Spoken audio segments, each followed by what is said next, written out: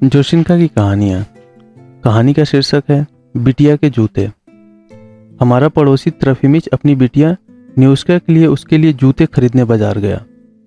न्यूश्का जन्म से ही बहुत बीमार रहती है। अब वह 7 साल की हो चुकी है।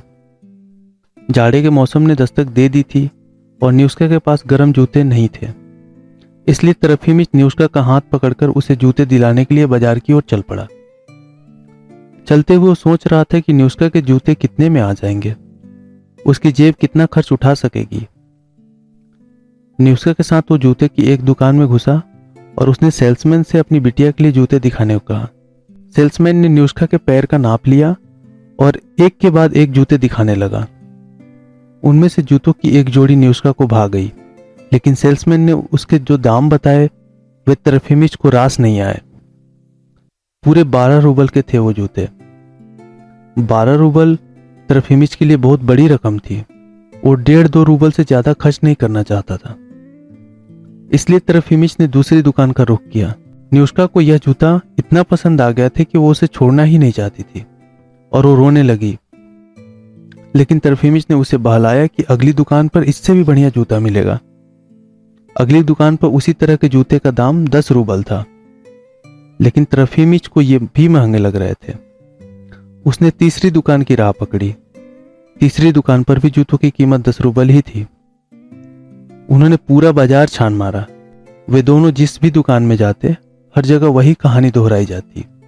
न्यूश्का जूते पहनकर देखती, वे उसे फिट आ जाते और उसे पसंद भी आ जाते, पर बात जब दाम की आती तो त्रोफिमिच को लगता कि दुकान वाले उसका जेब काट रहे हैं। न्यूश्का दुकान दुकान भटकते भटकते थक चुकी थी। वो हर जगह जूता लेने की जिद करती और रोने लगती।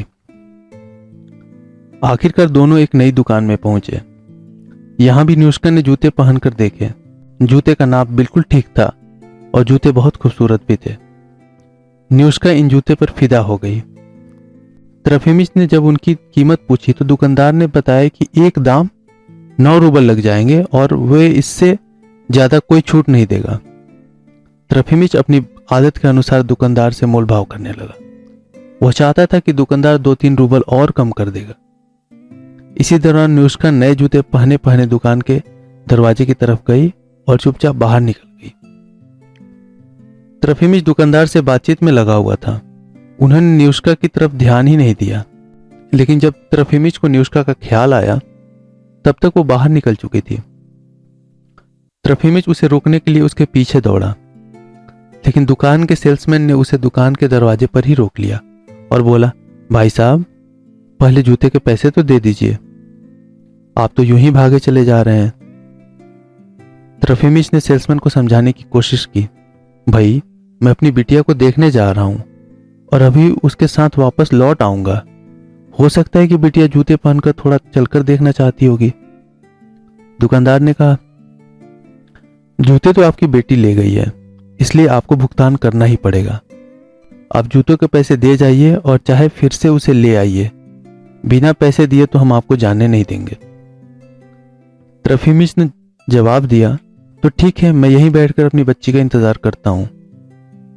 बहुत देर हो चुकी थी, लेकिन न्यूश्का वापस नहीं आई। वो तो नए जूते पहनकर दुकान से बाहर निकली और एक समझदार लड़की की तरह सीधे घर चली गई। त्रोफिमिच को जूते के पैसे चुकाने पड़े। उसने मन छोटा करके 9 रूबल दिए और घर की ओर चल पड़ा। उसने घर पहुंचकर देखा कि न्यूश्का अपने नए जूते पहनकर घर भर में ठक ठक कर घूम रही है। यह देखकर वो बहुत नाराज हो गया, लेकिन फिर भी उसने हंसकर न्यूश्का को पीठ पर हल्का सा ठोका दिया। न्यूश्का भी उसकी तरफ देखकर शरारत से मुस्कुराई और दोनों बाप बेटी हो करके हंसने लगे। पर इस घटना का जूता बाजार पर बहुत बड़ा असर पड़ा। आपने देखा होगा कि आमतौर पर दुकानों के शोकेस में अब अक्सर एक ही जूता रखा जाता है, जोड़ी का दूसरा जूता गायब होता है। मुझे लगता है दूसरा जूता सेल्समैन इसलिए छुपा देते हैं ताकि कोई ग्राहक बिना बताए और बिना दाम चुकाए दोनों जूते पहनकर न चल दे। न होगी जोड़ी, न होगी चोरी। यानी जब दूसरा जूता होगा ही नहीं तो उन्हें उठाने का कोई लालच भी नहीं करेगा। वैसे बच्चे तो अब काफी मनमानी करने लगे हैं। आज की पीढ़ी कुछ ज्यादा ही खुद मुख्तार यानी आत्मनिर्भर हो गई है।